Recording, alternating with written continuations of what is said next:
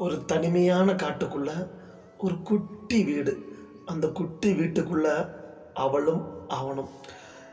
ஜில்லுன்னு காத்தடிக்குது, மழை பெய்யுது, சாரல் அடிக்குது, மரங்கள் அசையுது, இலைகள் கொடிகள் எல்லாம் நடனமிடுது, பறவைகள் சத்தம் என்று இப்படி இயற்கை சூழ்ந்த ஒரு காட்டுக்குள்ள வீடு கட்டி வாழும் ஒரு சொர்க்கம். இதோ காதல் கவிதையாக. வாங்க கவிதைக்கு போகலாம்.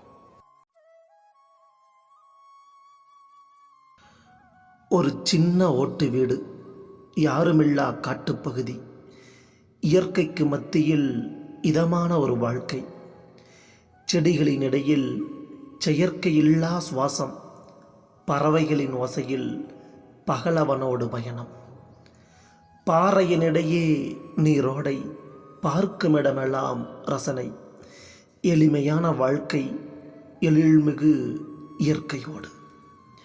ஒரு கயிற்று கட்டில், அருகே மெழுகுவர்த்தி, மெத்தையாக நான், என் மீதில் என்னவள். இதமான மூச்சுக்காற்று இதயத்தை வருடிப்போக, இந்த நிமிடம் சொர்க்கம், இத்தனை வருட கனவு.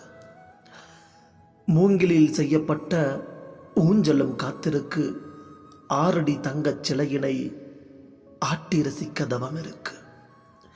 மணியோ 12, மழையோ பெய்யுதென்று, ஜில்லுன்னு காற்று வீசுது, ஊஞ்சலோ ஆடுது.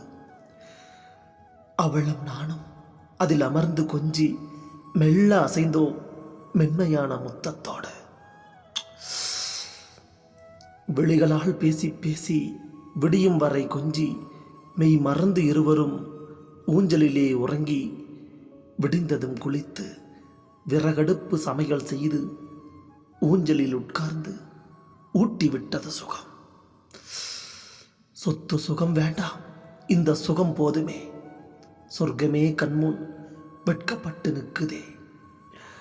ஊடலும் கூடலும் இயற்கையோடு இணைந்தே உருவாகுது தினம் இந்த உலகம்.